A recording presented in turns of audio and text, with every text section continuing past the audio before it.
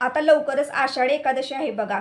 तर आषाढी एकादशी दिवशी ज्याप्रमाणे आपण व्रत करून, उपवास करून, पूजा, सेवा घरामध्ये करत असतो, त्याचप्रमाणे ह्या दिवशी ना तुळशी मातेची पूजा, सेवा करण्याला सुद्धा अनन्यसाधारण महत्त्व आहे. ज्या घरामध्ये भगवान विष्णूंची आणि तुळशी मातेची पूजा ही आषाढी एकादशी दिवशी केली जाते ना, त्या घरामध्ये सुख, समृद्धी, ऐश्वर नक्कीच येते.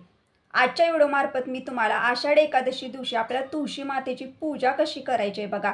त्याचप्रमाणे एक महत्त्वाचा उपाय सुद्धा मी तुम्हाला तुळशीच्या पानांचा सांगणार आहे. तर या संपूर्ण विषय माहिती तुम्हाला आजच्या व्हिडिओमध्ये मिळेल. तर तुम्ही हा व्हिडिओ कुठेही स्किप न करता व्हिडिओ शेवटपर्यंत बघा.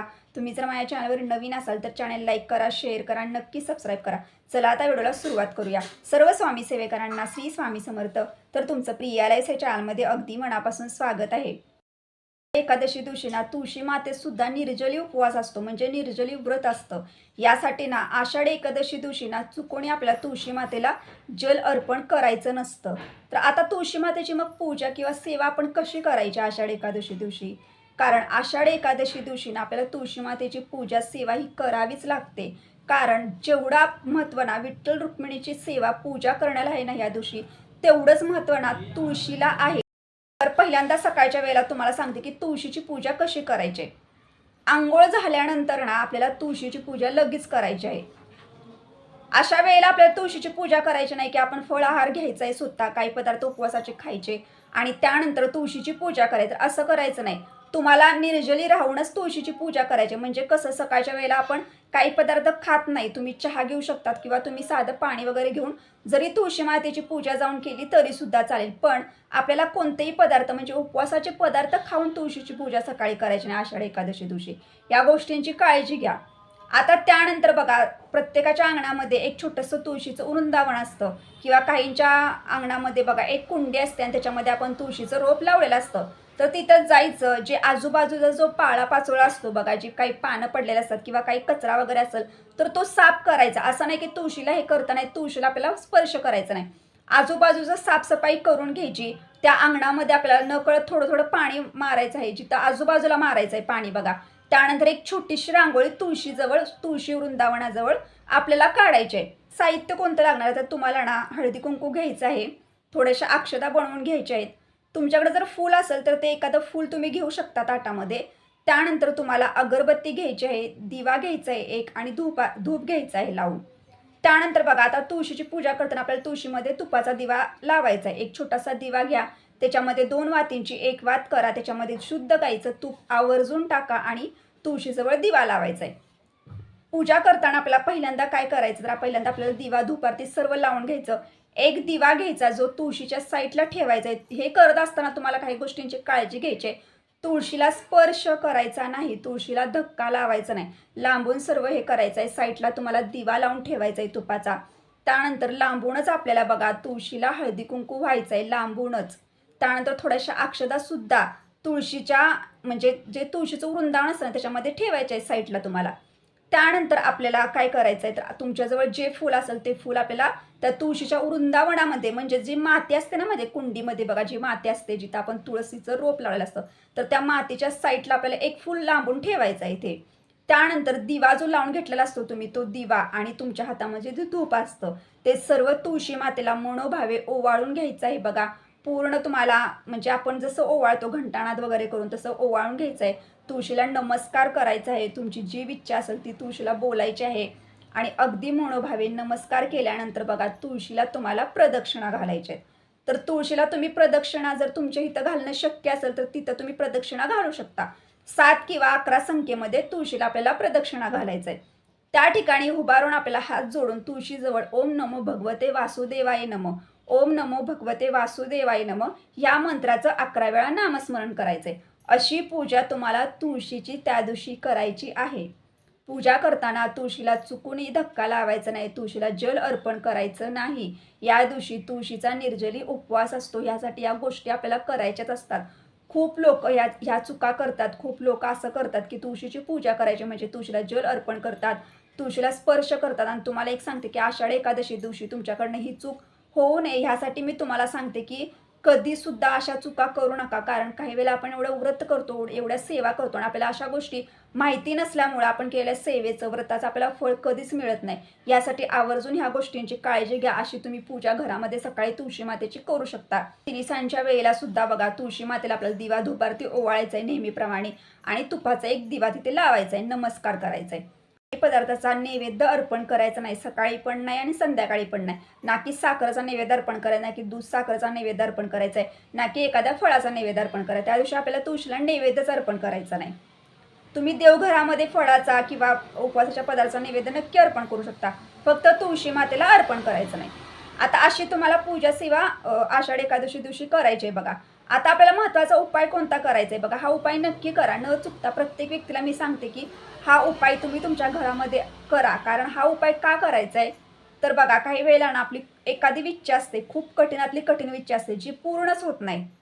तुम्ही त्या गोष्टीसाठी ना प्रयत्न करायचे. असं नाही की तुम्हाला एखादी मनासारखी नोकरी मिळत नाही. तुम्ही खूप वर्ष झालं तुम्हाला असं वाटतं की माझ्या शिक्षणाप्रमाणे मला एखादी मनासारखी नोकरी मिळावी, पण तुम्हाला नोकरीच मिळत नाही. पण तुमचे त्याच्यासाठी केलेले जे प्रयत्न असतात ना, ते प्रयत्न सुद्धा प्रामाणिकपणे पाहिजेत.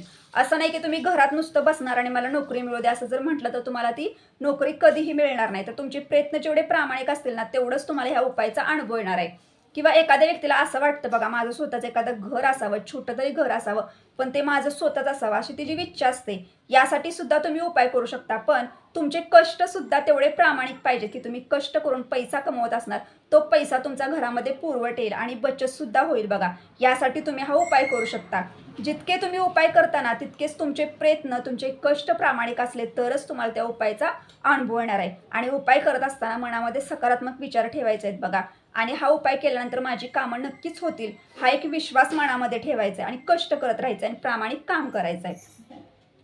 तर उपाय तुम्हाला असा सांगते बघा, हा उपाय केल्यानंतर तुमच्या आयुष्यातले अडचणी, संकटे, प्रॉब्लेम, टेन्शन जे पण काय असेल ते तर नक्कीच दूर होणार. कारण आपण जे मनापासून जे करत असतो ना, ते देव सगळं बघत असतो बघा. मग जी व्यक्ती करते त्याच्या आयुष्यातले अडचणी, संकटे दूर करणं हे देवच करत असतात. ह्यासाठी उपाय करताना श्रद्धा मनामध्ये ठेवा, भक्ती ठेवा आणि त्यानंतर उपाय करा. उपाय करण्यासाठी तुम्हाला तुळशीची पानं लागणार आहे, जी पानं तुम्हाला आदल्या दिवशी घरामध्ये आणून ठेवायची आहेत. आता उपाय सांगते मी, ह्याचा अर्थ असा नाही की आषाढी एकादशी दिवशी तुम्ही तुळशीची पानं घ्यायचीत लगेच. आषाढी एकादशी दिवशी तुळस तोडायची नसते, तुळशीला स्पर्श करायचा नसतो, तुळशीला जल अर्पण करायचं. ह्या गोष्टींची तुम्हाला काळजी घ्यायची आहे. तुळस ही तुम्हाला बाहेरून बाजारातून विकत आणायची आहे.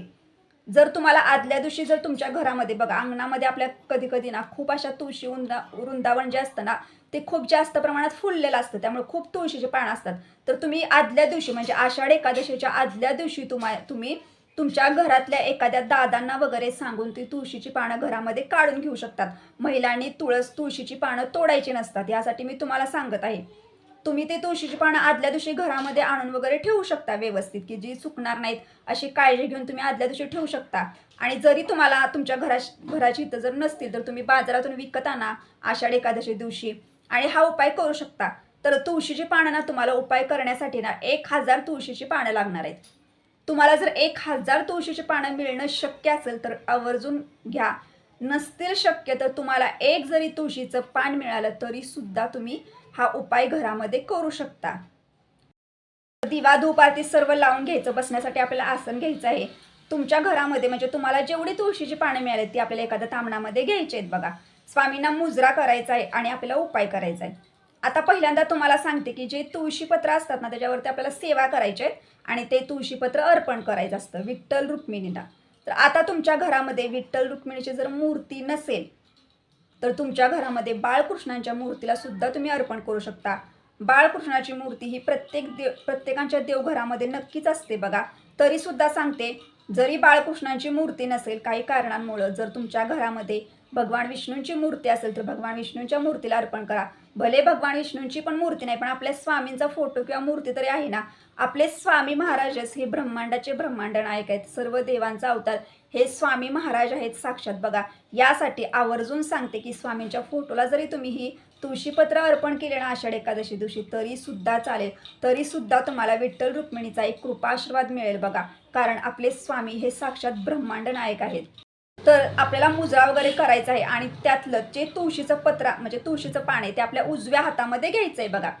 उजव्या हातामध्ये तुळशीचं पान घेतल्यानंतर आहे जर विष्णू नामावली जी आहे, विष्णू सहस्रनामामध्ये आपली जी विष्णूंची 1000 जी नावं आहेत ती नावं पठण करून आपल्याला तुळशीपत्र अर्पण करायचं आहे. मग तुमच्याकडं 50 संख्येमध्ये जरी तुळशीपत्र असतील, 100 संख्येमध्ये असतील, भले तुमच्याकडं 20-30 तुळशीपत्र आहे तर ती तुळशीपत्र सुद्धा तुम्ही अशा पद्धतीनं अर्पण करू शकता. आता हे सर्व आपल्याला करायचं आहे बघा. त्यानंतर मुजरा करायचा आहे, नमस्कार करायचा आहे. आता काही आजी आजोबा असं असतात किंवा काही व्यक्ती अशा आहेत की ज्यांना लिहिता पण येत नाही आणि वाचता पण येत नाही.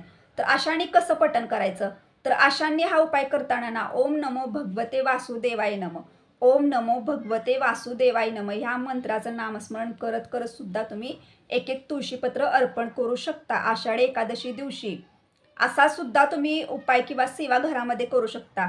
पण ज्यांना लिहिता वाचता येणार नाही ना त्यांनीच हे करायचं आहे. ज्यांना लिहिता वाचता येते त्यांनी आवर्जून विष्णू सहस्रनाम नामावली घरामध्ये पठण करा आणि त्यानंतर तुळशीपत्र अर्पण करा. खूप महत्त्वाचा उपाय, खूप महत्त्वाची सेवा आहे बघा. अगदी मनापासून आणि श्रद्धेनं करा बघा, तुम्हाला नक्की अनुभव सेवेचा येईल.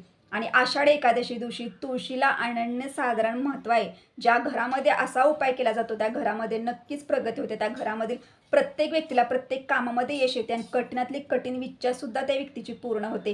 तिच्या प्रयत्नांना, तिच्या कष्टाला स्वामींची साथ मिळते. अशा पद्धतीने तुम्ही उपाय घरामध्ये करू शकता. आता उपाय आपण आषाढी एकादशी दिवशी केलेला आहे बघा.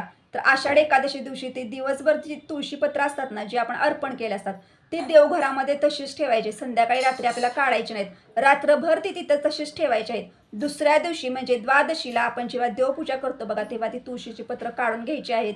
आपल्या घरामध्ये समजा आता जर मी हा उपाय केलेला आहे तर आपल्या घरामध्ये म्हणजे तुमचा जर भाव असेल किंवा बहीण असेल, आई असेल, तुमचे वडील असेल तर प्रत्येकांना तुम्ही त्यातली 2-2, 3-3 तुळशीपत्र देऊ शकता. आणि ही तुळशीपत्र त्यांनी ज्या ठिकाणी त्यांचं लॉकर असतं किंवा काही कागदपत्र असतं किंवा आपलं सोनं असतं किंवा बघा आपण एखादा बिझनेस करत असतो त्या ठिकाणी आपलं जे काही गल्ला वगैरे असतो पैशात त्याच्यामध्ये तुम्ही हे 2 तुळशीची पत्र ठेवू शकता. व्यवस्थित जागेत तुम्हाला तुळशीची पत्र ठेवायची कारण ह्याच्यावरती आपण सेवा केल्या आहेत. आजच्या व्हिडिओमार्फत मी जी माहिती दिली ती माहिती जर तुम्हाला आवडली असेल तर लाईक करा, शेअर करा आणि नक्की सबस्क्राईब करा. भेटूया नेक्स्ट व्हिडिओमध्ये. तुम्हाला सर्व स्वामी सेवेकरांना श्री स्वामी समर्थ.